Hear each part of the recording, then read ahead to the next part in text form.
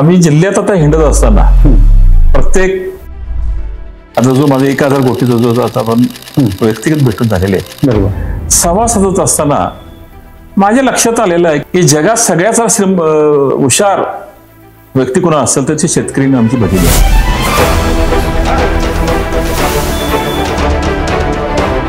प्रश्न काय झाला आम्हाला की दूध वाढण्याच्या पेक्षा म्हशी दूध वाढण्याचा ऍक्च्युअल ह्यावेळेचा आव्हान मोठा आला. आज 18 लाख दूध आपण गेलोय, आम्हाला 20, 21, 22 लाख सुद्धा होणं फार अवघड नाही. आम्ही मुद्दा मर्यादा काय ठेवलेले आहेत तर गायीचं दूध जे वाढाले ना त्याचं मार्केटिंग झालं होणं गरजेचं आहे. ह्यावेळी आम्हाला ताळेबंदाला एवढा नफा दिसला की आम्हाला खर्च नाही केलं तर आम्ही एक इन्कम टॅक्सचा फार मोठा फटका म्हणजे बसतोय आम्हाला. त्यासाठी आम्हाला अनेक स्कीम काढण्याची गरज आली. हे संघाच्या राजकीय जीवनात पहिल्यांदा घडलं.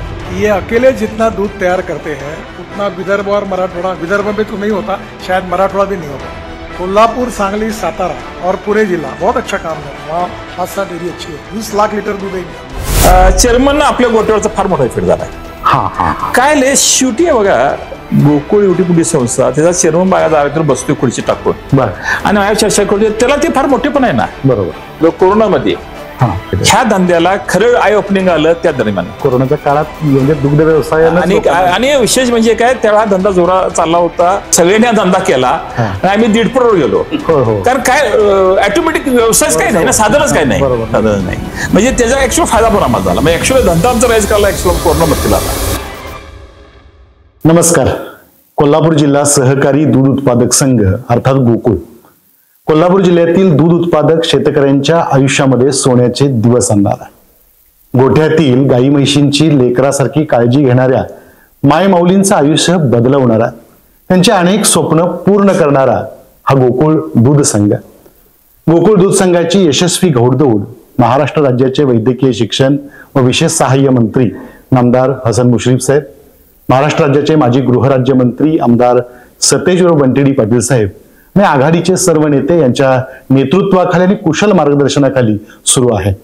सध्या गोकुळ दूध संघाच्या नेतृत्वाची धुरा, अध्यक्षपदाची धुरा माननीय अरुण डोंगळे साहेब यांच्याकडे आहे. 30 वर्षाचा गोकुळ दूध संघाचा असणारा त्यांचा प्रदीर्घ अनुभव आणि सोबत परिश्रमाची तयारी या जोरावरती आज गोकुळची जी यशस्वी घौडदौड सुरू आहे याबद्दल चर्चा करण्यासाठी, संवाद साधण्यासाठी गोकुळ कट्ट्यावरती आज उपस्थित आहेत माननीय अरुण डोंगळे साहेब. साहेब मनपूर्वक स्वागत. नमस्कार. आपण नेहमीच नाविन्याची आस घेऊन वेगवेगळ्या प्रकारचे उपक्रम राबवत असता. गोकुळ कट्टा हे एक नवा उपक्रम सुरू होत आहे, यामागची आपली संकल्पना नेमकी काय आहे? मुद्दा एकच आहे, जे आमचे उत्पादक शेतकरी बंधू भगिनी आहेत, तो लहान शेतकरी असेल किंवा मोठा शेतकरी असेल किंवा अधिकारी वर्गात सुद्धा अतिशय चांगले लोक काम करणारे आमच्याकडे आहेत, डेव्होटेड लोक आहेत अधिकारी. संघ असा सहज मोठा होत नाही. संचालनामुळे डेव्हिशन आहेच, कार्यकारी संचालक असतील, अधिकारी असतील, कर्मचारी असतील आणि उत्पादित शेतकरी, प्राथमिक सगळे सचिव असतील किंवा संचालक बोर्ड असेल, हे कॉम्बिनेशन करून गोकुळ परिवार झालेला आहे. आणि आमचे वितरक जे आहेत किंवा ग्राहक आमचे असतील, या सगळ्यांनी मिळून हा कॉम्बिनेशन हा पाया झालेला आहे आणि आताचे वटवृक्ष स्थापन झालेला आहे. ज्यांनी ज्यांनी आपली भूमिका पार पाडल्यात त्याप्रमाणे पार पडल्यामुळे आजचे दिवस दिसत आहेत. आम्ही असा विचार केला की आम्हाला किंवा आमच्या नेते मंडळांना, कार्यकारी संचालना कुठल्या ना कुठल्या निमित्तानं व्यासपीठ मिळत असते. बरोबर. आणि ते बोलत असतात आणि संघाचा भरभर करणार. आणि आम्हाला कदाचित गोकुळचं नेतृत्व करतो कॅप्टन म्हणून असं म्हणा, आम्हाला त्याचा सन्मान मिळतो. शेवटी मागे किती लोक काम करतात, जास्त काय असेल तर त्या माणसाला नेतृत्व करण्यामध्ये सन्मान मिळत असतो, कार्यक्रम मिळत असेल किंवा आमच्या संचालन मिळत असेल. इतर घटक जे आहे ना ह्याला ऍक्च्युली काम करत असतो. आणि आम्ही जिल्ह्यात आता हिंडत असताना प्रत्येक आता जो माझा 1000 कोटीचा जो आता आपण व्यक्तिगत भेटून झालेले आहेत, बरोबर, संवाद साधत असताना माझ्या लक्षात आलेलं आहे की पॉलिसी मॅटर जर करायचं सांगायच्या तर माझं स्वतःचं असं मत आहे की जगात सगळ्यात हुशार व्यक्ती कोणा असेल तर ती शेतकरी आमची भगिनी आहे. अगदी बरोबर, बरोबर. आणि त्याच्यावर बोलल्यानंतर ती प्रॅक्टिकली जे सांगेल ते धोरणातून निर्माण करायचं असेल तर ही प्रक्रिया लाभणं गरजेचं आहे. आणि जे आमचा संवाद येतो, भेटतात, अधिकाऱ्यांना भेटतात, त्या लोकांना हे व्यासपीठ निर्माण करून द्यायचं, अच्छा. जेणेकरून त्यांची आम्ही तर करणारच आहे, बरोबर. असं काय नाही की आम्ही तर स्वीकारणारच आहे, हा. पण त्यांचंही सुद्धा जिल्ह्यात हा. हे चाललेल्या कामाचा सुद्धा जावावं. मग संकलन असेल, मार्केटिंग असेल, सगळ्या क्षेत्रात असं काय मला नाही की एक क्षेत्र आहे, हा. हे लोकांना कळवण्यासाठी एक गोकुळ कट्ट्याची संकल्पना माझ्या डोक्यात आली. हा. आम्ही काय वर्षी ती के न्यूजच्या माध्यमातून चालू पण केली बघा, बरं, बरं, गोकुळ कट्टा नाव देऊन पण चालू केली. ओके. हा. पण हे तयार होऊन सुद्धा काही गोष्टी मागे पुढे होत सुद्धा तिला काल आपल्याला तिचा उद्घाटन करण्याचा योग आला. हा. नेत्यांना किती गरज आहे असं म्हणणार नाही, पण सर्वसामान्य माणसाला, दूध बरोबर. शेतकऱ्याला असेल, काही मार्केटिंग वितरण करणाऱ्या किंवा ग्राहकाला काय गोष्टी मांडत असेल, फोरम मांडत असेल, हा फोरम तयार व्हावा. छान. आणि ह्या राज्यात मी असं म्हणणार नाही, हे राज्यानं ऍक्सेप्ट करावं. अगदी अगदी अगदी अगदी. आपला शेतकरी जे काम करतो त्याला सुद्धा ह्यासाठी आपली संकलन म्हणजे मानते. चांगली संकल्पना आहे की जो खऱ्या अर्थानं शेतीत राबतो, म्हणजे दूध उत्पादनामध्ये कष्ट घेतो, त्या शेतकऱ्याची मतं, त्याची धोरणं, ही यशोगाथा ही पॉलिसीमध्ये आली पाहिजे निश्चितरित्या. म्हणजे त्यामुळे दुसऱ्या जे दूध उत्पादक आहेत की जे या गोष्टी पाहतील आणि यशोगाथा पाहतील, त्यांना देखील त्याचं एक प्रोत्साहन मिळेल आणि त्यांच्या प्रेरणा मिळेल आणि त्या पद्धतीने ते सुद्धा काही गोष्टी अंगीकारतील आणि त्यांचा स्वतःचा विकास करून घेतील, दूध वाढवण्यासाठीचे प्रयत्न करतील आणि एका अर्थाने गोकुळला काही सहकार्याची भूमिका राहील त्याची. दुसऱ्या गोष्ट मी आता बघितला आता स्टुडिओ जे आहे रेग्युलर हा स्टुडिओ नाही आहे. बरोबर बरोबर. हा शेतकऱ्याचा गोटा आहे, घर आहे, हे आहे. म्हणजे तुम्ही बसताना त्या घरात बसलेला आहे किंवा त्याला वाटावं अशा पद्धतीच आम्ही पाचवी तयार केली. आता मलाही असं वाटतंय की मी स्टुडिओ मध्ये बसलेलो नाही तर शेतात बसून या ठिकाणी आपण म्हणजे सहजपणे गप्पा मारतो, रियालिटी मिळावी, हा ते आमचा उद्देश आहे. अगदी. आता गेली 30 वर्ष तुम्ही गोकुळ दूध संघामध्ये म्हणजे संचालक म्हणून आहात, विक्रमी मतांनी निवडून आलेला आहे, 2 वेळा नेतृत्व केलेलं आहे. विशेष चांगला योग असा आहे की 2011 ते 13 आपण नेतृत्व करत होता, त्यावेळी सुवर्ण महोत्सव सुरू होता. आणि आता तुम्ही तुमच्याकडे नेतृत्व पद आलं आणि ह्यावेळी हिरक महोत्सव आहे. सुवर्ण महोत्सवाच्या वेळी मला आठवतंय की आपण 1 लाख लिटर दूध संकलन वाढलं होतं आणि 9 लाख लिटरचं कलश पूजन आपण केलं होतं. आता तुमच्याकडे नेतृत्व आल्यानंतर दूध संकलनामध्ये काय वाढ झाली का? प्रश्न काय झाला आम्हाला की दूध वाढण्याच्या पेक्षा म्हशी दूध वाढण्याचा ऍक्च्युअल ह्यावेळेचा आव्हान मोठा आला. आज 18 लाख दूध आपण गेलोय, आम्हाला 20, 21, 22 लाख सुद्धा होणं फार म्हणजे नेत्यांनी जे डिक्लेअर केलं 20 लाखाच्या पुढे हे जाणं फार अवघड नाही. आजही अवघड नाही. आम्ही मुद्दा मर्यादा का ठेवलेल्या आहेत तर गाईचं दूध जे वाढालंय ना त्याचं मार्केटिंग झालं होणं गरजेचं आहे. ते मार्केटिंग ऐकून घ्या, आपण जे काय प्रोड्यूस असतो त्याच्या माध्यमातून करणं गरजेचं आहे किंवा पाऊस मार्केटिंग होणं गरजेचं आहे. कन्व्हर्शन लॉस फार मोठा होतोय. जर आम्ही एकातर्फे नुसतं दूधच वाढू गेलो 20 लाखाच्या पुढे गेलो आणि ते स्त्री ठेवलं 20 लाखाच्या पुढे आणि त्यात गाईचं पर्सेंटेज असेल तर जे रेशो असतो मी नाही काय बँकेत हिव्याने वितरण करायचं तसाच हा इथे रेशो आहे. म्हणून आम्ही ते स्टेबल 18 लाखावर ठेवलेला आहे. 20 लाख करणे फार महत्वाचं नाही. एखाद्या तिचे पोचवत झाले असा तो विषय उद्देश नाही आहे आपल्याला. मार्केटिंग व्हायला म्हणजे उद्देश सांगतो तुम्हाला की आम्ही असं म्हणणार नाही कामकाज संचालक बुडाने पूर्वीच्या पण चांगलं काम केलेलं आहे, पूर्वीच्या चेअरमननी काम चांगलं केलेलं आहे, असं यश असं सहस्य होत नसते. हे तयार होतोय आणि मग कुठं तर कुठं फ्लश होते. ह्यावेळी आम्हाला ताळेबंदाला एवढा नफा दिसला की आम्हाला खर्च नाही केलं तर आम्ही एक इन्कम टॅक्सचा फार मोठा फटका म्हणजे बसतोय आम्हाला. त्यासाठी आम्हाला अनेक स्कीम काढण्याची गरज झाली. या संघाच्या राजकीय जीवनात पहिल्यांदा घटना म्हणजे पैशाची तरतूद करणे वेगळं आणि आता तुम्ही खर्च करा 2 महिने नाही तर तुमच्या टॅक्स बसणार आहे. ही पहिल्यांदा घटने मला वाटतं मी 30% बघतोय. ह्यातून तिची आर्थिक परिस्थिती सांगता येते, टर्नओव्हर सांगता येतोय. कुठं 3,000 टर्न होता 4,500 पण तुम्ही टर्नओव्हर गेलेला आहे. अतिशय संघ वेगात चाललेला आहे आणि याला श्रेय सांगतो तुम्हाला. नेते मंडळीत आहे तुम्ही मगाशी उल्लेख केला, मुश्रीफ साहेब असतील, वंटे साहेब असतील किंवा जिने पॅनल निवडून दिलं त्यांचा सहभाग आहेच. संचालक मंडळाचा सहभाग आहे. तरुण संचालक आमच्यावर आज काम करणारे अभ्यास संचालक आहेत, कार्यकारी संचालक त्यांची टीम, सर्व अधिकारी वर्ग आणि असं नाही कधी होत नाही. आणि खाली लेवलला आम्ही गेलेलो नंतर ऐकून घ्या तिथून मिळालेला रिस्पॉन्स. तुम्हाला एक विषय असा आहे की आपण कोणाला जर गेलो आणि त्याच्या कामाचे जर कौतुक आपण जर केलं कुठले असू दे बरोबर तर ती प्रेमाची थाप त्याला अतिशय फार वेगाने पुढे पळवते. बरोबर. आणि आमच्याकडे एखाद्या अधिकाऱ्यांनी एका कर्मचाऱ्यांनी मला एखादं चांगलं काम केलं आणि संघाची काहीतरी पैसेही वाचवले म्हणा किंवा वेळही वाचवला तर आम्ही त्याचा बोर्डाला लगेच सत्कार करतोय. बरोबर. म्हणजे आमच्याकडं कदाचित ऐकून घ्या सत्काराचं प्रमाण जास्त असावं पण ते योग्य आहे. म्हणजे काय चांगलं काम करणाऱ्या आणि पाठीवरती थाप मारतात. शाबाज इनाडकल असल्या कारण हा बोर्डाचा एवढा ऍटिट्यूड मोठा आहे. खरा अर्थाने संघ त्यामुळे योगाने प्रत्येकाला वाटते की मी काय चांगलं काम करावं, माझा असं करावा. बरोबर बरोबर. नाही, तुमची ही जी संकल्पना आहे, मला वाटते चेअरमन आपल्या दारी हा उपक्रम सुद्धा लाभून चेअरमन आली तरी मागच्या 11-12 केली. आता चेअरमन आपल्या गोठ्यावरती बरोबर. संकल्पाचं बद्दल आहे.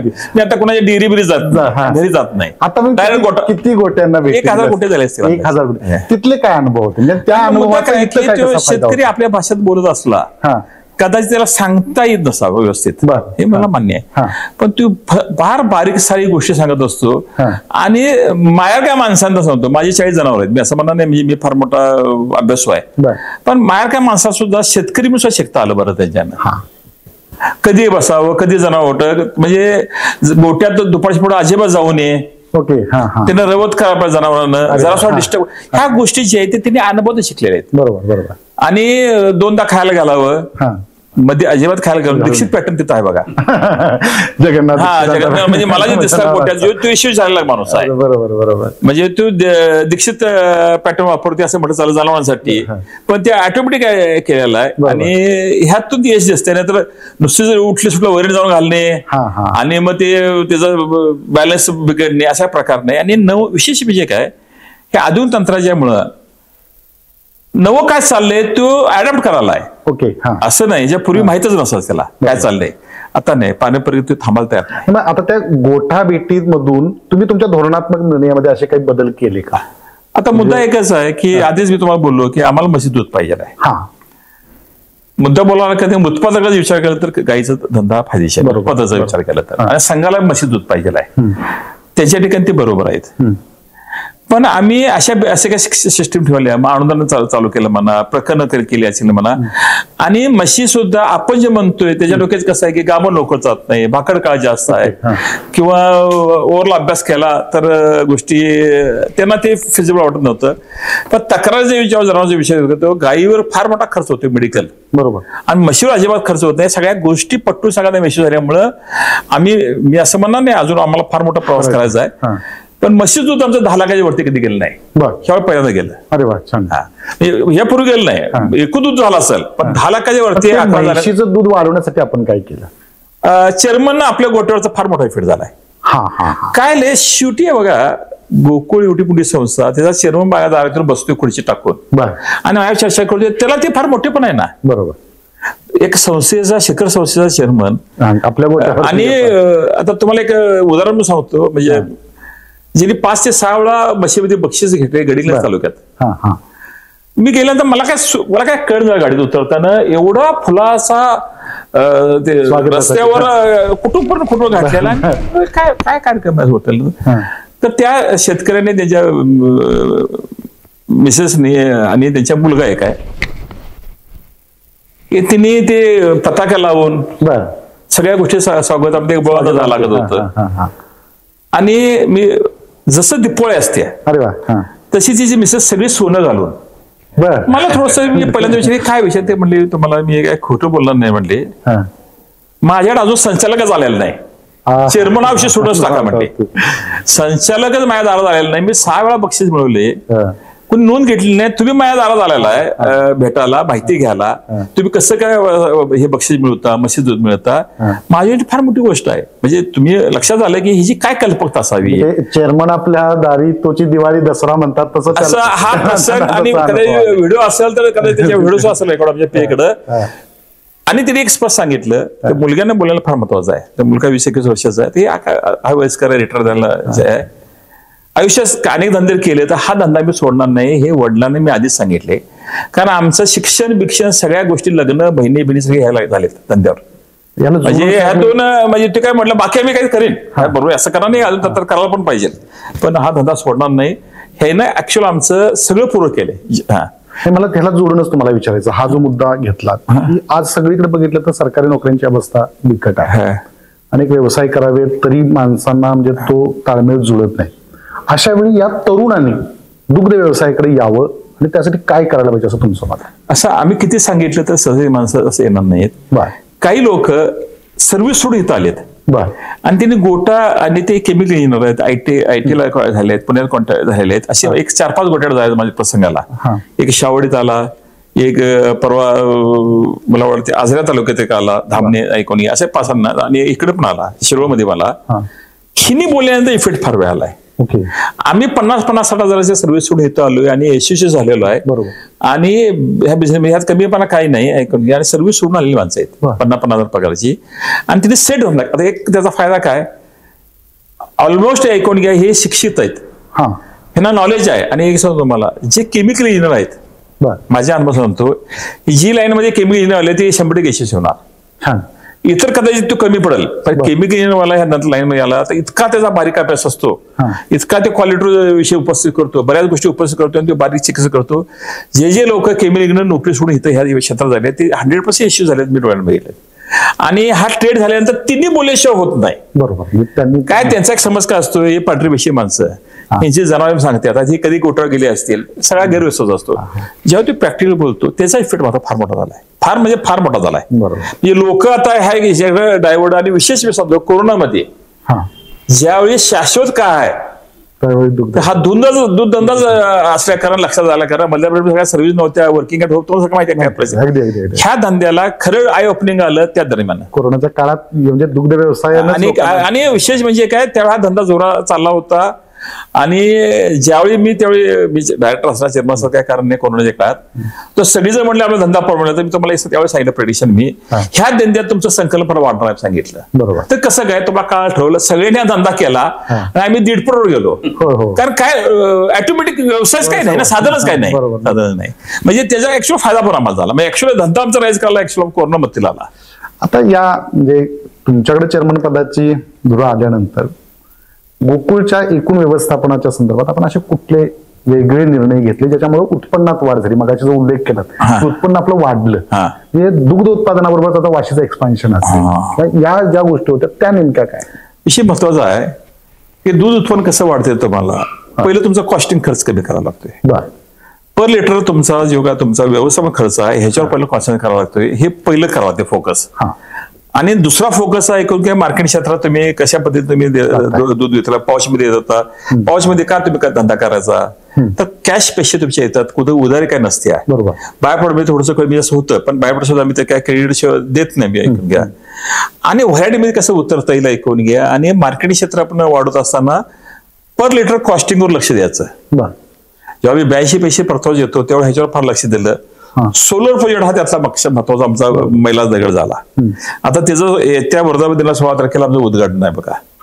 त्याच्यावर आम्ही 6 मेगावॅटचा सोलर उभा केलेला आणि कदाचित आम्ही 4.5 पण आम्ही हात घालणार आहे. पण मी आज बोललो बरं, नॅशनल संचालक बोर्ड आणि नेत्यांच्या मान्यतेशिवाय हा निर्णय होणार. कारण 6 आणि 4.5 10.5 मेगावॅटचा जर झाला तर आम्हाला वीजच विकत घ्यायला लागत नाही. अरे वा. आणि त्याचं कॉस्टिंग हे आम्हाला, मला वाटते 50 ते 60-70 पैसे लिटर काय जास्त मला एमडी अभ्यास असा फार मोठा फायदा होणार आहे. पहिलं त्याच्यावर आमचं लक्ष आहे. दुसरा मुद्दा, जे आधुनिक तंत्राचा ऐकून घ्या, आम्हाला काय बक्षीस मिळाले तुम्ही मला म्हणजे उकुळला सगळ्या प्रोडक्शन ह्याच्यात फार प्रोडक्ट मध्ये फार मिळालेत. ही क्षमता तुम्हाला हे करून कशा आम्हाला हे खर्च कमी करता येईल, आधुनिक तंत्राचा कसा वापर करता येईल, किंवा शेतकऱ्यांना सुद्धा त्याचा स्मार्ट वर्क कसं करता येईल. म्हणजे आधुनिक तंत्राचा वापर केल्यापेक्षा हा धंदा पारंपरिक अजिबात यशस्वी होणार नाही. त्याचंही कॉस्टिंगवर आम्ही अभ्यास केलेला आहे. आणि आता सायलेज असेल म्हणा, स्वतः बघा, पूर्वी जेव्हा मी असताना सायलेज किंवा मुग्ध गोटा हे प्रकरण आणलं, म्हणजे मी चेअरमन मागच्या वेळी असताना त्यावेळी एवढा रिस्पॉन्स मिळाला नाही. 11-12 मी मिळून डोळ्याने बघितलेलं, लोकांना याचं गांभीर्य वाटत होतं. आता मी बघतोय कुणा गोट्यात गेलो आणि सायलेज तथ्य आलेलं नाही आहे, तर त्यानं 5-6 जनावर आहेत आणि त्यानं मुक्त गोटा करायला लागलेला नाही असं दिसतंय. मी आता ऍक्च्युअली त्याला अडॅप्ट झालेला आहे. त्याला 10 वर्ष पिरियड केला बघा. बरोबर. कन्सेप्ट चांगली असली तर स्वीकारायला लागते. आणि माझा मुक्त गोटा मी सांगतो तुम्हाला, तक्रारीच बऱ्यापैकी तुमच्या कमी येतात. म्हणजे तुमच्या शारीरिक तुमच्या गावात जाण्याच्या ऑटोमॅटिक तक्रार कमी येतात. तुम्हाला एक उदाहरण सांगतो तुम्हाला की तुम्हाला एखाद्या पाहुण्याने जेवायला बोललं तर तुम्ही नॉनव्हेज खाता समजून मी बोलावलंय, तर तुम्ही जरा खडकी कोंबडी जरा बघा म्हणताय. काय कारण, खडकी कोंबडीला स्पेशल ट्रीटमेंट नाही, ती हिंडत असते. बरोबर. त्यामुळे तिच्या शरीरात असते. तसंच आता हे मुक्त गोट्याचं आहे, सगळ्याच प्रॉब्लेम जातात, गाभण बसून सगळ्या प्रॉब्लेम, तक्रार तुमच्या फार कमी होतात. आता साधी गोष्ट आहे की आम्ही मुक्त ऐकून घ्या, म्हणजे औषध उपचाराच्या बाबतीत काय मुक्त आहे हे फारच महत्वाचं नाही. पण आपण गोचिडसाठी जे गेलेलं आहे, गोचिड नेमलं ऐकून घ्या, हे फार मोठी विषय जो आहे की सगळ्यात ऐकून घ्या. म्हणजे एक माझ्या मध्ये राष्ट्रीय निर्णय आहे. म्हणजे मला वाटते पूर्वी मोगली जी होती ते मला भेटली, आता ते अधिकारी नाही जात साहेब मी भेटतो म्हणजे ह्याचा खर्च फार मोठा आहे. मग मी त्याला सांगितलं, ते बरोबर बोलत होते, करेक्ट आहे, याचा खर्च फार मोठा आहे म्हणले. मी म्हणलो ट्रीटमेंटला किती खर्च येतोय, तर ज्यावेळी गोचिडला आजारी पडते 2,500 ते 3,000 खर्च होतोय. हे तुमचा जर पर्सेंट जर कमी आला आणि जनावर तर मात्र होणारच आहे, त्याचे प्रॉब्लेम होणार आहे, ह्याचा विचार केला तर मला 100% खर्च करणं गरजेचं. आणि आम्ही आता यशस्वी झालेला आहे. म्हणजे ऍक्शन इम्प्लिमेंट मध्ये किंवा गाभण राहण्यासाठी आम्ही रूट बंद करून ऐकून आम्ही शिबिर सगळी आयोजित केली, वंचित दिवस शिबिरला आम्ही निवारण केले. म्हणजे जी गरज आहे शेतकऱ्याला, जी गरज आहे ऐकून घ्या. आणि सर एखादा डॉक्टर पाहिजे असेल. आणि दुसरा कन्सेप्ट आता भविष्यात माझं जे डोकं राहणार आहे की डॉक्टर बंद एक संकल्पना राहणार आहे. ती कशी काय? म्हणजे तुमचे जनावर एवढं सदृढ पाहिजे तुम्ही करायला पाहिजे की डॉक्टर नाही बोलवलं. जसं आमच्याकडं कामगार कल्याणाला जर आम्ही त्या माणसाने काही ट्रीटमेंट घेतली नाही, बिल नाही साधं केलं तर त्याला 40,000 रुपये आपण देतोय बक्षीस म्हणून रिटायरमेंटला. सेवानिवृत्ती 40,000 देतोय. आरोग्य चांगलं राहिलं आणि ज्या ते महिने म्हणजे त्यांना आरोग्य चांगलं लागलं तशा टाइमचा आम्ही कन्सेप्ट राबवणार आहे, जेणेकरून ऐकून घ्या त्या गोट्याला आम्ही बक्षीस देणार. ह्याचा अर्थ ऐकून घ्या, डॉक्टर बंद म्हणजे असं की त्यांनी डॉक्टर बोलू प्रकारे म्हणजे त्यांनी स्वतः हजर करून ही संकल्पना आली. शिवाय सदृढ जनावरांनी आणि आता सध्या बॅक्टेरिया काउंट निरोगी ऐकून घ्या दूध येणे. आणि सध्या आता परिस्थिती राहिली नाही की दूध तुम्ही काय तर कसं पाठवून दिलं, फॅट आणि एसिन राहिलं नाही. आता बॅक्टेरिया काउंट या सगळ्या गोष्टी एवढ्या आधुनिक झालेल्या आहेत. परदेशात आता आमच्या याला मागणी फार मोठी प्रकार आहे निवड्या क्वालिटी. मी कायम जे बोलतोय ते क्वालिटीचं दुसरं नाव गोकुळ नाव क्वालिटी माझं कायमचं वाक्य आहे. ओळखतानाच आम्हाला ओळखायचं की हे गोकुळ क्वालिटी. मी असं म्हणाले दुसरी चांगली आहेत, कोणाला दोष काय, पण आपण हे जर मेंटेन केलं तर माणसं आपल्या दारात येऊन आपले विषय हे करतील. आता एक थोडं ऍड करतो साहेबांचं. जसं आता साहेबांनी सांगितलं की गुणवत्ता ही चांगली असली पाहिजे, तर येणाऱ्या कालावधीमध्ये अँटीबायोटिक्स विरहित दुधाची निर्मिती करण्यावरती भर राहणार आहे. त्याच्यासाठी आयुर्वेदिक हर्बल पशुपूरक कारखाना आपण स्वतः गोकुळचा तयार झालेला आहे. देशात पहिली असेल महाराष्ट्रात तरी आपल्याकडं पहिल्यांदाच आपण करतो आहोत. आणि एवढ्या मोठ्या संघाच्या लेवलला आपण त्याच्यासाठी जे करत आहोत त्याच्यामुळं अँटीबायोटिक्स म्हणजे चेअरमन साहेबांनी जे आता सांगितलं की डॉक्टरच नाही यायला पाहिजे, तर ते स्वतः पद्धतीने त्यांनी उपचार केले पाहिजे आणि त्याला सुद्धा त्या नॅचरल पद्धतीने तो जनावर बरं झालं पाहिजे. कारण जनावर आजारी पडलं की ते एकतर दुधात कमी येतं, दूध उत्पादनावरती त्याचा परिणाम होतो आणि ते दूध सुरक्षित आहे का हा एक प्रश्न येतो. तर या सगळ्या गोष्टीला एकच उत्तर आहे की येणाऱ्या कालावधीमध्ये आयुर्वेदिक उपचार पद्धती करून जनावरांचं आरोग्य चांगलं ठेवणं आणि त्याच्याकडून मिळणारे जे दूध आहे ते सुरक्षित असं ग्राहकांपर्यंत पोहोचवलं. अमृत म्हणूनच लोकांच्या. एक उदाहरण सांगतो की सिद्धिविनायकाचं एक टेंडर होतं आणि त्यावेळी मुख्यमंत्री शिंदे साहेबांना आम्ही विनंती केली की आम्ही तुम्हाला बरेच टेंडर पडत आम्हाला टेंडर मिळत नाही. तिने आपल्या त्या आमदाराचे कोणाचे अध्यक्ष असतील त्यांना फोन केला, कॉर्पोरेट त्यांना हे टेंडर द्यावं. थोडा त्यांच्या फोनचा फायदा झाला आणि आम्हाला त्यांनी कामही दिलं. मग त्यांनी काम दिलं म्हणून मी त्यांना शाळाला बुके द्यायला गेलो होतो. ते कॅबिनेटमध्ये बसले ते कशासाठी आलाय म्हणले, तर तुमचा सत्कार तर तुम्हाला सांगून बसा म्हणले. शालेय औपचारिक काय म्हणले, पूर्वीचा कोण कॉन्ट्रॅक्टर होतं त्याचं मी नाव घेत नाही म्हणले. तिसऱ्या दिवशी लाडू बाद होत होते आणि आता 14 दिवस टिकतात. तुमचं गोकुळाचे मी आभार म्हणले. काय फरक आहे ते क्वालिटीमध्ये काय ते मी मुख्यमंत्र्यांना सांगितले म्हणला. गोकुळचं काय ते माझ्या मसाला लगेच फोटो केलं. 14 दिवस म्हणजे किमान 10 ते 11 दिवस एक्स्ट्रा दिवस लाडू दिले, तिसऱ्या दिवशी लाडू बाद व्हायची. ह्याच्यापेक्षा तुम्ही सिद्धिविनायक बघता आणि काय करा पाहिजे, तर म्हणलो एकच आहे म्हणलो गणेशानं आम्हाला पावावं आणि एखादं मोठं करावं. ह्याच्यापेक्षा काय करणार मी तुम्हाला जसं जे बोलले ना क्वालिटीचे मी उदाहरण द्याल तुम्हाला. आपण लोणी तयार केलं, पेढा तयार केला, याला खूप चांगली नवीन पेढा झाला त्याचा ऐकून घ्या तुम्हाला. फ्लेवर मिल्क झालेला आहे अजून नाही. मी ह्याच्यावर मी समाधान नाही. तुम्हाला फार मोठ्या प्रमाणात आईस्क्रीम आणि सगळ्या गोष्टी जाणं गरजेचं आहे, चीज आहे जाणं गरजेचं आहे. असं नाही ह्याच्यावर चालणार नाही. विषय म्हणजे गायीपासून जेवणाऱ्या पर्यटनावर भर द्यायला पाहिजे.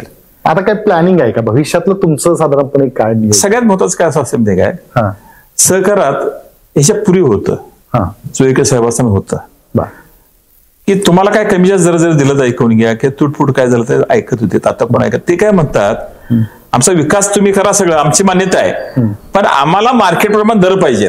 आणि फॅसिलिटी पाहिजे, तर ते इतकं सोपं राहिलं नाही आता. पूर्वीच होते दिवस, म्हणजे ते काळ पण वेगळा होता, तो काळ. आज त्याचं काय म्हणजे आमचं डिमांड आहे ते पण ऍज पर राहायला पाहिजे, आणि मग बाकी तुम्हाला विकास करायला तुमचा आम्ही उदोउदाने करू म्हणतात. त्यामुळं थोडा विकासाला पण मर्यादा पण पडतात इन्व्हेस्टमेंट आणि ह्याच्यात सुद्धा. हा, पण तरी सुद्धा आत्ताच्या कालावधीमध्ये आता जर बघितलं तर मुंबईच्या मार्केटमध्ये आपण गोकुळ च्या नावाने गाईचं दूध मार्केटमध्ये आणलेलं आहे. शक्ती गोकुळ शक्ती नावाने, आणि त्याचा एवढा चांगला इफेक्ट झाला की आज 50,000 लिटरचं मार्केट तयार झालेलं आहे. 48,000 लिटर पर्यंतचं मार्केट तयार झालं, की जी खरंच उल्लेखनीय अशी बाब झाली.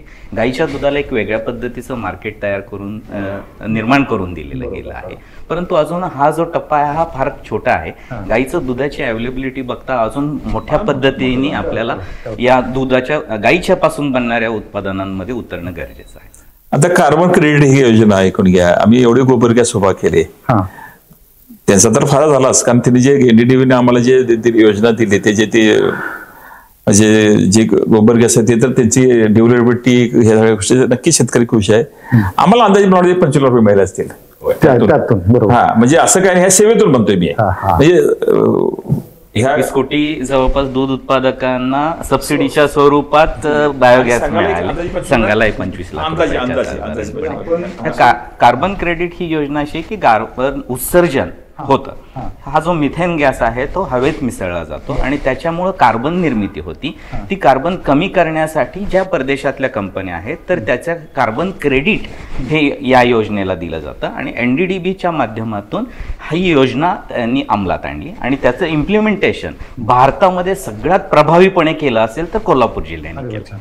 आणि त्याच्यामुळे आपण आज 5,700 बायोगॅस बसवलेले आहेत. आता काही जण अजून बसवलेले नसतील बायोगॅस, हा प्रकल्प घेतला नसेल, त्यांना कसं आवाहन करायचं? आणि घरी नाही आता सांगायला लागत नाही. आता त्यांचे तेच ओलावर मी असं म्हणतोय की नवीन याच्यात त्यांचे प्राइस वाढलेत. काही माणसं तक्रार केलेलं नाही, म्हणजे आम्हाला भीती होती वेगळीच. काही नाही तक्रार वाढलेली, त्यावर डिमांड आणि कधी बसवता आणि हे जात नाही, तो काय मुद्दा झाला नाही.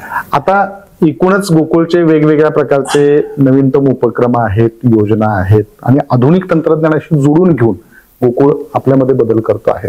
या सगळ्या प्रक्रियेमध्ये दूध उत्पादकांना तुम्ही काय सांगाल, की त्यांनी कशा पद्धतीने तुम्हाला या पुढच्या काळामध्ये? दूध उत्पादकांना पहिला मी सांगणार आहे की म्हशी दूध वाढवा, आणि आधुनिक तंत्राचा वापर करा. आधुनिक तंत्राचा वापर केल्याशिवाय हा धंदा यशस्वी होणार नाही. कारण किती जर झालं ऐकून घ्या, एक जरी मात चुकला तुमचा आणि गाभण राहिलं तर ते गोटा अडचण येतो म्हशीचा सुद्धा. असं नाही, ऐकून घ्या, इतकं सोपी गोष्ट नाही आहे. आणि ह्या गोष्टी सगळ्या परिपूर्ण करून आहार ऐकून घ्या. मी सोप्या भाषेत त्यांना कायम सांगतोय, आणि तुम्हाला या निमित्त सांगतो की पहिली मुलगी जेव्हा लग्न होऊन जाते त्याला बालपणाला घरी आणलं जातं. बरोबर. आपल्याकडे पहिल्यापासून परंपरा आहे, संस्कार. ह्याचा सासरवडीत त्याला काय जेवायला खायला घालत नाहीत, काय नवरा त्रास देतो. त्याच्यामागचे कारण सांगतो. पहिल्या बालपणामध्ये बरीच काळजी घ्यायला लागते, त्याला आहार पोषक तर द्यावं लागतात, आणि ही आई करू शकते ती इतर गोष्टी शकणार नाही असं मान्य केलेलं आहे. असं काय वस्तू ते म्हणजे मुलीची आई जी काळजी घेतली करणार नाही आहे, तोच प्रकार आपण करायचा आहे. आमच्याकडे प्रॉब्लेम काय होते, 6व्या 7व्या 8व्या महिन्यात झाले की त्याचं दूध बंद झाल्यानंतर त्याला खायला घालायचं बंद झालं, 2 जीव वाढालेत, पण हात आकडला जातो. बरोबर. आणि हात आकडला झाल्यामुळे काय होतं ऐकून घ्या, होणाऱ्या परिणामाबरोबर ऐकून घ्या, याला बसून ऐकून घ्या, यानंतर भांड भारी येणे म्हणा, सगळ्या गोष्टी तक्रार चालू होत्यात. तीच गोष्ट ऐकून घ्या, तुम्ही जर 7व्या 8व्या 9व्या महिन्यात जर केली इन्व्हेस्टमेंट म्हणून, तर तुम्हाला पुढे प्रॉब्लेम येणार नाहीत. आणि मी याबद्दल नशीबवान आहे, माझा जो जन्म झाला तेव्हा डेअरी स्थापन नव्हत्या, घरी राहत, तेव्हा आम्हाला म्हणजे पीत नसलं तर दूध पाजून आपण मोठे केले, पण त्यावेळी डेअरी नव्हतं, आम्ही नशीब म्हणतोय. आता प्रॉब्लेम तुम्हाला सांगतो, मी एका गावात गेलो होतो, म्हणजे कुणालाही नाही, 5,000 लिटर त्या गावाचं दूध संकलन आहे, आणि मला चेअरमन म्हणून त्यांनी जेवायला बोलवलं होतं. जेवण झाल्यानंतर ताक त्यांनी मला दिलं, आणि मला हे ताक आवडतं. बरोबर. ताक मिळायचा अनेक ग्लास ताक मागवले. ते म्हणतो कुठल्या घरात ताक आणलं एवढं चांगलं, ते म्हणलं इथं नाही, आमच्या घरात ताक बीक करत नाही, इथं गोसावी विकतोय म्हणले 5 लिटर रोज. त्या गावात गोसावी विकतोय, तो 5 लिटर रोज विकतोय आमच्या गावात. मग काय म्हणतात काय, तर दूध इकडे घालण्याचं प्रमाण आहे, घरात दूध ठेवण्याचं काय प्रमाण नाही आहे. म्हणजे असं म्हणायचं आहे की जे जन्माला येणारी जी मुलं आहेत त्या डेऱ्या त्याचा तोटा करायलाय का. कारण मला एकदा कलेक्टरने बोलून घेतलं होतं की तुमची जी मुलं जन्माला आहेत काय तुमचं त्याला म्हणतो आपण नवजात बालक असते नवजात बालक जे हे आहेत अपंग आहेत कुपोषित त्याला संघानं दूध फ्री द्यावं म्हणून तिने मला स्कीम केलं शांत व्हायला मी देणार नाही सांगितलं. तर का नाही म्हटले, माझा ह्या व्ह्यूला विरोध आहे म्हटले. घरात 100% दूध ऐकून किंवा 90% दूध कोण तो डेअरी करतो आणि कुपोषण जर जनावर करत असं आपले मुलं करत असेल तर तो ऍक्च्युअल ऐकून घ्या, न्याय देत नाही आणि मी आहे त्याला हात लावायला तयार नाही. त्यांनी मिटिंगमध्ये मान्य केलं, म्हटले पहिले ह्यांना प्रमोदन करा. बरोबर. आम्ही कायम काय सांगतोय, आम्हाला दूध देताना तुमचं घरचं सगळं ठेवून राहिलेलं दूध आम्हाला, आम्ही कधीही पोटणीमध्ये असंच आहे. त्यांनी आपल्या सगळ्या घरातल्या वापरा सगळ्या गोष्टी करून आम्हाला दूध घालावं. माझ्या मते 80% लोक ऐकून की ते महिला असे करत नाहीत. हे पहिलं प्रबोधन करायचं. कारण मी आज सांगतोय माझं जे शरीर चांगलं असेल किंवा आबाजीचं शरीर, आता काल कौतुक आबाजीचं केलं किंवा आमचं कौतुक केलं नव्हतं, त्या काळात ही परिस्थिती नव्हती. म्हणून त्या काळात आम्हाला जे सदृढ जे दिलं त्याचं आज आम्हाला उगव आलंय. बरोबर. लॉंग टर्म जीवन पाहिलं असतं ह्याचं पहिलं प्रबोधन गरज आहे. संकल्प आहे, सामाजिक बांधिलकी फार महत्वाची येत आहे. ही हा विचार याच्या अनुषंगाने मला फक्त एकच नमूद करायचंय की आता आपण जो फीड कन्व्हर्जन रेशोच्या वरती आपल्याला लक्ष देण्याची गरज आहे. कारण जेवढं खायला घालतोय त्याच्यातून ते दुधात परावर्तित होतंय का, आणि त्याच अनुषंगाने आम्ही एक प्रकारचं पशुखाद्य देखील निर्मिती केली आहे. कोहिनूर डायमंड पशुखाद्य जे हायर क्वालिटीचं आहे, ज्याच्यातून जास्त जनावरं दूध देऊ शकतील अशा पद्धतीचं पशुखाद्य देखील आताच नुकतंच आपण सुरू केलंय आणि त्याला चांगला प्रतिसाद मिळत आहे. सुदैवाने आम्ही 2 महिने स्कीम आता केलेली पशुखाद्याला, की आम्ही जे घटक आहे ते सगळे जण आम्ही म्हणून सुद्धा मिनरल वापरत नाहीत विकत घेऊन. बरोबर. म्हणून आम्ही फेब्रुवारी मार्च मध्ये मोफत का दिले तर त्यांनी घटक वापरावे आणि त्यांच्या शरीरातले घटक ऐकून घ्या, जनावर ते सगळे भरपूर पोषक व्हावं जेणेकरून त्यांचे सगळे प्रॉब्लेम मिटावेत. ही फेब्रुवारी मार्च मधली मोठी किंवा ही माझ्या दृष्टीत सगळ्यात टॉप मोस्ट स्कीम असं म्हणणे असं म्हणेल. म्हणजे असं म्हणत नाही माझ्या कारकिर्दीवर मला मान असं तर संचालक बोर्ड हा अतिशय चांगला निर्णय घेतला. आता भविष्यात आम्हाला काय करता येईल त्याच्यानंतर विचार करू. 2 महिने तर आम्ही मोफत आता स्कीम दिली आहे. म्हणजे 2 गोष्टीचा फायदा दूध वाढण्याच्याकडे झाला. एक तर वंदेतो शिबीर साहेबांनी जसं सांगितलं चेअरमन साहेबांनी, त्याचा आम्हाला परिणाम असा झाला की जवळपास 46% जनावरं हे गाभण राहिली, त्याच्यातून ते दुधात येणार आहेत येणाऱ्या कालावधीत. आणि ही जी स्कीम आता आपण राबवतोय त्या फर्टिमिन प्लस जी मोफत देतो आहे, तर त्याचा परिणाम असा होणार आहे की वंध्यत्व निवारणासाठी त्याचा खूप चांगला परिणाम होणार आहे. वंध्यत्व निवारणाचे प्रश्न जे आहेत ते सुटणार आहेत आणि दूध देखील वाढणार आहे. या सगळ्या गोष्टींमधून दूध वाढणं आणि ते पर्टिक्युलरली म्हशीचं वाढणं हे सगळ्यात आपल्याला आवश्यक असणारी बाब आहे. खूपच छान. दुसरं वासू संगोपन योजना जी आहे 2005 ला चालू केली. जनावर विकत आणा आणि तुम्ही करा असं नाही, पण चॉईस ठेवलेली आहे मी. बरोबर. तुमच्या गोट्यात तुम्ही जनावर तयार करा, संगोपन करा. कारण माझं स्वतःच मत आहे, जेव्हा बाजारात जनावर जे येते ते 80% बाद झालेलं जनावर येते. गरजू 10 ते 15% असते ते नडीने विकत असतात. म्हणजे आम्ही बाद जनावर विकत घेऊन यायचं आमचं मानसिक समाधान. बरोबर. मग त्याच्यापेक्षा तुम्ही गोट्या जनावर करा, तुमच्या डोळ्यासमोर करा. ही स्कीम 2005 पासून चालू आहे. म्हणजे संघाने मी असं म्हणत नाही की कुठलंही क्षेत्र सोडलं नाही. सगळ्या क्षेत्रात ज्या व्यवसाय महिलांच्या व्यवसायावर आमचा विषय व्यवसाय सगळं महिला भगिनी, ग्राहक पण महिला आहेत आणि संकलन करणाऱ्या महिला आहेत.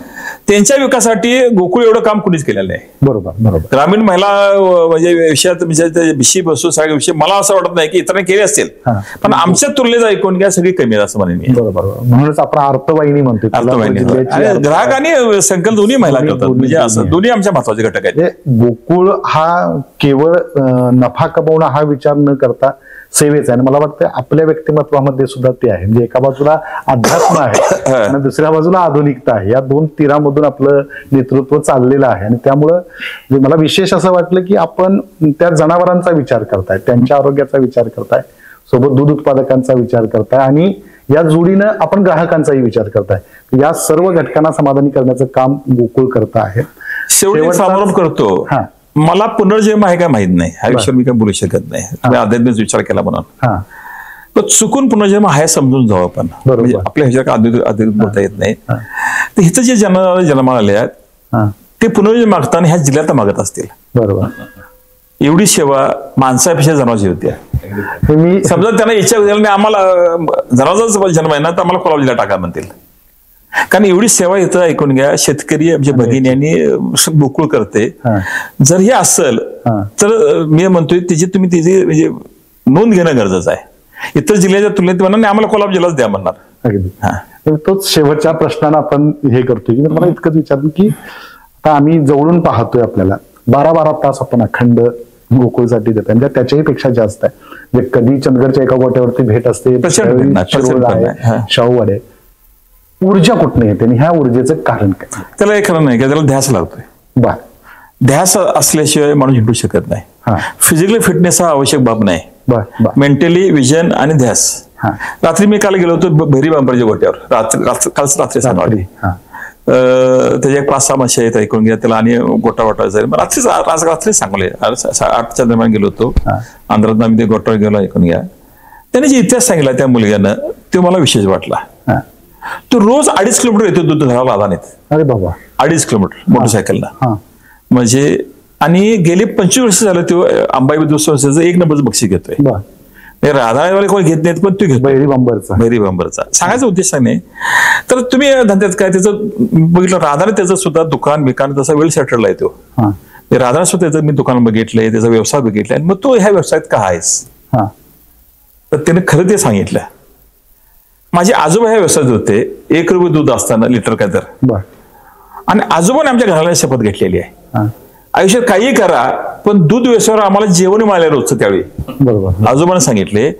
त्यामुळे आम्ही वडील आम्ही हा व्यवसाय सोडायचा नाही कारण आम्हाला रोजचं जेवण त्यावेळी येत होतं घरात ह्या दुधातून. बरोबर. आणि आमच्या म्हणून आम्ही 1 नंबर सोडलेला नाही आंबाबाई यायला आणि हा व्यवसाय धरून आम्ही इतर करू असं करणार नाही. इतर व्यवसाय करून मी तुम्हाला मगाशी म्हणतो तर काही गोष्टी अशा परंपरा आहेत बघा. अगदी अगदी. काल रात्रीची घटना सांगवली म्हणजे का आम्ही 88 ते सांगितलं ते आम्हाला पोटाची व्यवस्था त्यावेळी झालेली आहे. बरोबर. 1 रुपये लिटर दूध असताना ते सांगायला आजोबाची किस्सा लहानशी गोष्ट नाही आहे. बरोबर. ते आता पण ही चर्चा मला वाटतं ही संपूर्ण हे असं वाटतं नाही असं नाही. आणि मीच सांगतो मला दिलेला कागद वेगळा आहे मी बोलायला वेगळं आहे म्हणजे काय जे आहे ते बोलायला पाहिजे. आणि हेच अपेक्षित आहे म्हणजे या गप्पांच्या मधनं सगळ्यात महत्वाचं जाणवलं की मातीतलं नेतृत्व असलं की लोकांची दुःख काय आहेत लोक इथं काय येत आहेत आणि ती त्याबरोबर सामाजिक बांधिलकी काय आहे. ह्या सगळ्या गप्पा या ठिकाणी आपल्या सोबत मारता आल्या. अनेक नवे विषय अनुभवता आले आणि भविष्यामध्ये सुद्धा तुमची काही ध्येय धोरणं आहेत. गोकुळला एक महाराष्ट्राचाच नव्हे देशाचा नवा ब्रँड म्हणून ओळखण्यासाठी आपले वाटचाल निश्चितरित्या सुरू आहे. आज आपण या ठिकाणी आलात गोकुळ कट्ट्यावरती चर्चा केल्या. चर्चा म्हणण्यापेक्षा आपला जो ज्ञानाचा खजिना आहे त्यातला अगदी थोडासा कण आम्हाला उलगडता आला. यापुढे सुद्धा आपण याच पद्धतीनं वेगवेगळे म्हणजे मला विशेषतः आपण गोठ्यावरती गेलेले जे अनेक अनुभव आहेत ते अनुभव ऐकायला नक्कीच आम्हा सगळ्यांना आवडतील. सोबत कार्यकारी संचालक डॉक्टर योगेश गोडबोले साहेब सुद्धा या ठिकाणी उपस्थित राहिले. मंडळी आपण सगळेच म्हणतो की शेतकऱ्यांचं आयुष्य बदललं पाहिजे शेतकऱ्यांच्या आयुष्यामध्ये सुखाचे दिवस आले पाहिजेत. आम्ही जन्मलो मातीत किती होणार गा माती खापराच्या दिव्यामध्ये कधी पेटणार वाती. पण या खापराच्या दिव्यामध्ये वाती पेटवायच्या असतील तर आपल्याला शेतकऱ्यांचे दुःख शेतकऱ्यांच्या वेदना शेतकऱ्यांच्या समस्या शेतकऱ्यांच्या अडचणी समजून घेऊन त्यांच्याशी तादात्म्य पावत त्याची उत्तरं शोधावी लागतील. आणि गोकुळ ते काम करत आहे याचं मनस्वी समाधान वाटतं कारण शेतकऱ्यांच्या आयुष्यामध्ये सुखाचे दिवस आणणारं हे गोकुळ असंच बहरत राहील आणि राहावं अशी अंबाबाई चरणी प्रार्थना या निमित्तानं करावीशी वाटते. पुन्हा एकदा पाहुण्यांचं मनापासून धन्यवाद. पुन्हा नव्या कार्यक्रमामध्ये नव्या पाहुण्यांच्या सह गप्पांच्या मध्ये भेटू. तोपर्यंत धन्यवाद. थँक्यू.